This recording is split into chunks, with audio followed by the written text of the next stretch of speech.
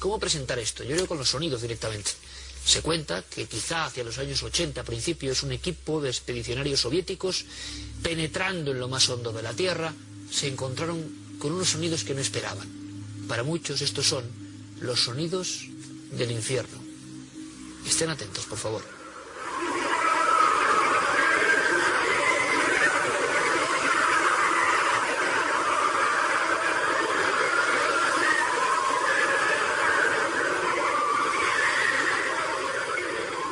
Estos son los sonidos del infierno, por lo menos es lo que se ha publicado. Que un grupo de investigadores en una zona inhóspita de Siberia penetró con sus perforadoras y, según declaraciones de un tal doctor Azakov, y esto se publicó en Medio Mundo, a unos 14,4 kilómetros, estoy dando los datos concretos, repito, que se hicieron públicos en su momento. Ahora vamos a descubrirlo. Esa operación se encontró con una zona donde ese taladro entraba mucho mejor. No sabemos por qué ni por qué no. Decía que el equipo del doctor Azakov puso unos micrófonos. La temperatura subió muchísimo. Llegó a los 1000 grados centígrados. Y de pronto empezaron a surgir estos sonidos. Sonidos de gritos, de lamentos que ustedes han escuchado y que ahora vamos a analizar con atención.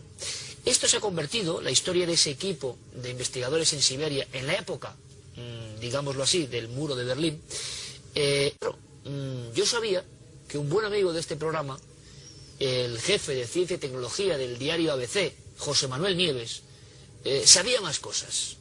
Cosas increíbles, que les van a sorprender. José Manuel, como siempre, buenas noches. Buenas noches, Iker. Esta historia, lo hablamos tú y yo muchas veces, ¿verdad? Es difícil de superar en cuanto a todo el componente cinematográfico, sí, casi que tiene, ¿verdad? Parece un guión hecho, es profeso para ser llevado al cine o algo así, sí. Y un guión que yo creo, José Manuel, que además tuvo mucho impacto y lo sigue teniendo. Porque para mucha gente, y esto es lo importante, esos sonidos que ahora vamos a analizar se convirtieron en una causa de fe. Sí, sí, absolutamente. Lo que pasa es que, como pasa con todas las cosas, ten en cuenta que estos sonidos fueron grabados hace casi 40 años. El experimento científico, o el trabajo científico al que hacías referencia, es real. Claro, esa es la primera, que yo creo que ya me quedé aquí diciendo, ¿cómo, José Manuel, que no es leyenda urbana? ¿Que no se lo han inventado unos tipos? No. No, lo que es real y forma parte de un proyecto ambiciosísimo que se hizo en la antigua Unión Soviética. Sabes que los soviéticos se caracterizaban por hacer proyectos majestuosos, muy grandes, y desviaban ríos y colocaban, ahora este lago me lo llevo a otro lado. Bueno, pues uno de estos grandísimos proyectos de la Unión Soviética querían perforar la corteza terrestre. ¿Con qué objetivo? Ni más ni menos. Pues para hacer estudios geológicos, querían llegar concretamente. La corteza terrestre es una capa muy delgadita, pero que tiene entre 35 y 70 kilómetros de espesor, según las zonas del mundo, ¿no? Entonces, en la península de Kola, en Siberia, el espesor de la corteza es de 35 kilómetros. Entonces ellos querían perforarla completamente para llegar hasta el manto terrestre. Es una zona de transición entre donde se acaba la corteza y empieza el manto, que se llama Mojo. Es un diminutivo de la zona de Mohorovicic, que se llama Mojo. No lo consiguieron porque se encontraron con dificultades técnicas a bastante menos profundidad de 35 kilómetros, ¿no? A 12 kilómetros y 300 metros, una cosa así, tuvieron que dejarlo. Pero una cosa, José Manuel, que esto es muy importante, y Dime. Me gustaría más que viéramos alguna imagen. Este lugar existe y este proyecto es real, y esto pasó de verdad. Ahora vamos a ver qué son las voces. Esto es lo que estabas hablando, el pozo de Kola. Claro, exactamente. No solo existe, sino que es un proyecto científico, un proyecto geológico que duró más de 20 años. Es decir, duró desde el 24 de mayo de 1970, que fue cuando se empezó a perforar, y se fue cerrado completamente, o sea, clausurado el proyecto en el año 92. Pero se dejó de perforar un par de años antes, en el 89. Y ya te digo, a la profundidad que antes hemos dicho, ¿no? A 12.260 Es una barbaridad, es mucho más del Everest hacia abajo, ¿no? Claro, no, de hecho, es la mayor perforación que se ha hecho hasta día de hoy. Es decir, aunque hayan pasado 40 años, no se ha conseguido llegar más abajo, perforando. Y tenemos las perforadoras, me gustaría que viéramos algún detalle de esos gigantescos taladros. Entonces la historia es que este equipo existe, al parecer alguien es indiscreto en aquella época.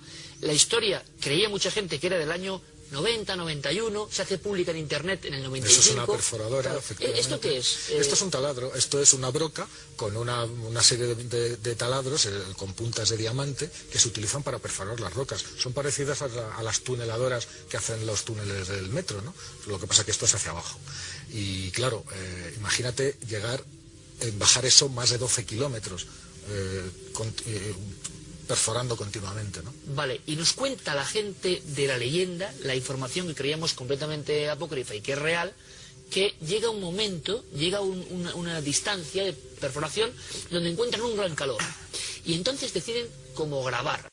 Pero también hablando con miembros del CSIC, el doctor Balbuena, geólogos y diferentes especialistas, os hablaban que sí, que se han hecho grabaciones, vamos paso a paso, que se ha grabado esas profundidades. Vamos, muchos científicos, y hay de todo. Entonces, este doctor al que hacías referencia, que fue el que hizo las primeras declaraciones de que eran los sonidos del infierno, pues puede que dijera la verdad, vamos, o que él pensara que dijera la verdad.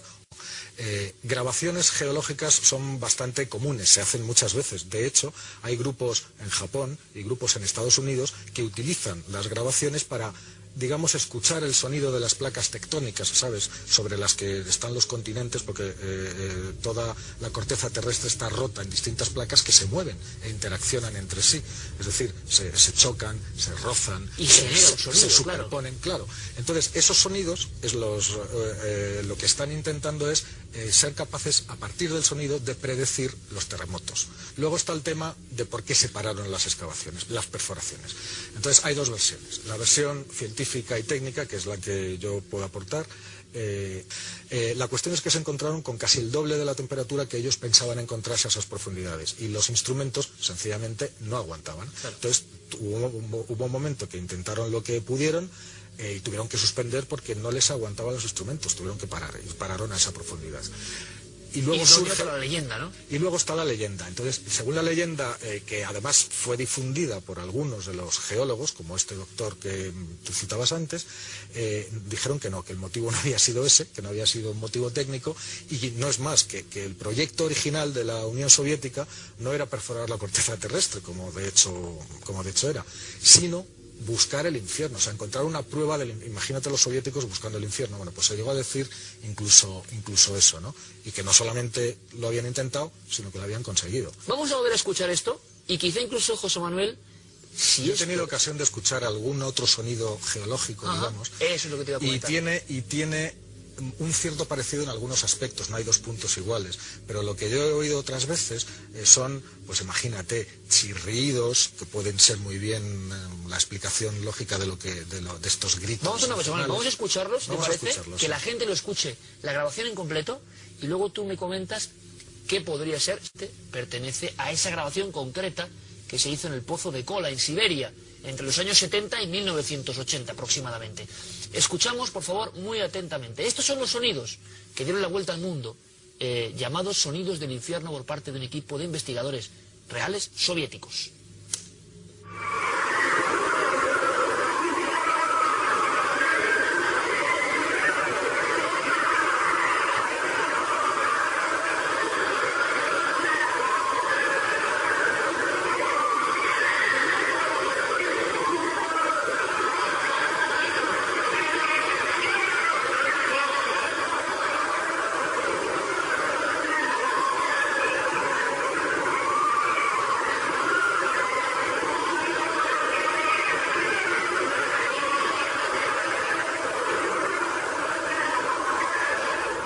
Yo creo que hay una cosa que está clara. Tú y yo que somos periodistas, tú periodista científico y siempre riguroso y desde hace muchísimos años, esto puede ser lo que sea, pero desde luego que impresiona y que está hecho, o bien porque fue real, o quien lo hizo intentando dejar una leyenda, sabía tocar la fibra sensible más profunda, está claro, ¿eh?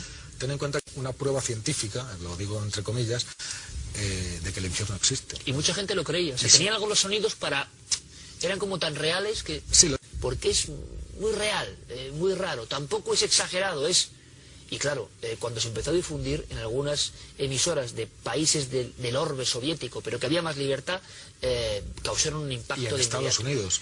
En Estados Unidos es donde llega el momento álgido, ¿no? Claro, en Estados Unidos donde es cogido directamente por por muchos grupos evangelistas y por grupos creacionistas. Es decir, esto es como miel sobre hojuelas, ¿no? Para todas el infierno estas físico, personas. no como decía Juan Pablo II, de un lugar del alma, ¿no? Y grabado por científicos serios, ¿no? Entonces, pues imagínate lo que da de sí eso. Claro, y ahora llega la gran incógnita, ¿no? La gente, muchos están diciendo, bueno, ¿y qué es? No sabemos qué es. Sabemos que el lugar existe, que los equipos grabaron, que el Pozo de Cola es una realidad, que se acabaron las obras abruptamente. Eso ya es mucho más de lo que pensábamos, que era una leyenda inventada en Internet. Ahora, ¿se puede parecer algo? Pues escuchado lo que hemos escuchado, se parece a un montón de gritos, efectivamente.